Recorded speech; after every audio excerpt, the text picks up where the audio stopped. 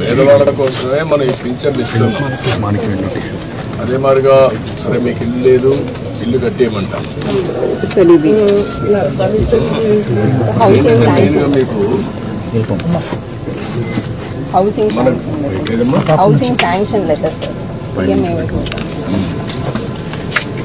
ఇప్పుడు ఇల్లు కూడా ఒకటి శాంక్షన్ చేస్తున్నారు, కట్టిస్తారు. ఆయన పాములు సార్ ఆయన పేరు మీద వచ్చింది.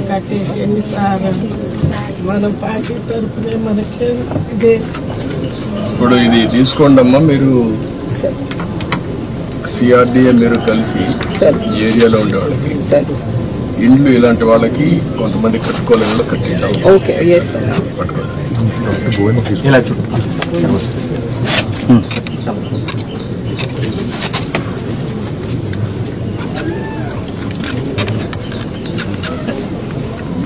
మనకి డీటెయిల్స్ ఏంటనేది so this is basically beneficiary lead construction sir. But మీరు అన్నట్టు ఇంకా వాళ్ళు కట్టలేకపోతే మనం పాలసీ ద్వారా ఇంకెవరి ద్వారా అటాచ్ చేసి చేయాలి సార్. 1.8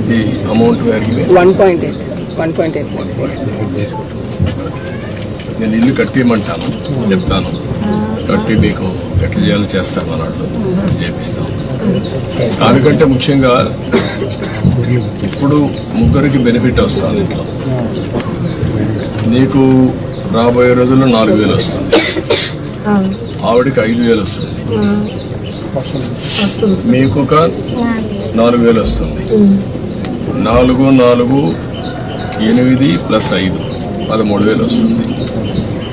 13,000 వచ్చినప్పుడు మీరు కొద్దిగా సంపాదించుకుంటున్నారు. వీళ్ళిద్దరిని చదివించుకొని వాళ్ళకి చదువుకు అవన్నీ ఏం చేయాలో అవన్నీ చేస్తూ ఉంటాం గవర్నమెంట్ కూడా. కానీ 10 రూపాయలు సంపాదించుకునే మార్గం ఎందుకు ఆలోచించకూడదు? మీరు మీ కష్టార్జితంతో మీరు బతుకుతున్నారు. ఒక్కసారి పిల్లల్ని బాగా చదివించారనుకో మీ జీవితాలు మారు. ఇంకా డబ్బులు సంపాదించే మార్గం ఏంటి? నేను అన్ని ఆలోచిస్తున్నా. పేదరికం లేని సమాజం అంటే ప్రతి ఒక్కరికి కూడా కనీస ఆదాయం సంపాదించే మార్గం మీకు చూపించాలనేది నా ఆలోచన. లేకపోతే మీ జీవితంలో ఇదే మరికి పుడతారు, ఇదే మరి చనిపోతారు. ఈ పిల్లలు కూడా ఇప్పుడు చదువుకుంటున్నారు. కనీసం ఏదంతవరకు మంచి పని చేశాం, అది శుభసూచకం. ఈ పిల్లల భవిష్యత్తు బాగుంటుంది. ఏంట్రా మీరు ఆలోచిస్తున్నారా? ఏం ఆలోచిస్తున్నారు? బాగా చేయాలని ఆలోచిస్తున్నావు. ప్రతిరోజు చదువుకుండా బాగా క్లాసులో మంచి ర్యాంక్ వస్తుందా? ఎంత వస్తుంది? 310 వచ్చాయి 500కి. నీకంటే ఇంకా ఎంతమంది బాగా వచ్చారు? వాళ్ళకంటే నువ్వు ఎందుకు ముందు అంటాను కదా. నువ్వేంట్రా 7th క్లాస్లో కామన్ ఎగ్జామ్ అయింది కదా, అయిందా? అప్పుడు ఎంత వచ్చాయి మార్క్? 100కి 80 వచ్చాయి. నీకంటే ఎక్కువ వరకు వచ్చాయి. ఎవరు వాళ్ళు? ఇద్దరికి వచ్చింది. వాళ్ళకంటే ఎక్కువ నీకు ఎందుకు రావు? మీ అమ్మ కష్టపడతాను కదా, నీకోసమే కదా, కూలి పని చేసి చదివిస్తాను కదా, నువ్వు కూడా పట్టుదల చదవాలి కదా. ఓకే, చదువుకోండి బాగా, రేపు వస్తారు.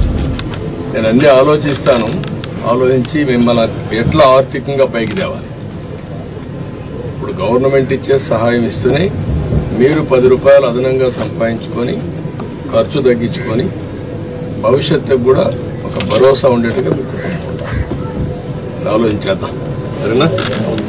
ఇమ్మీడియట్గా ఇచ్చేస్తాను. నేను చెప్పాను కదా, అయిపోతుందండి.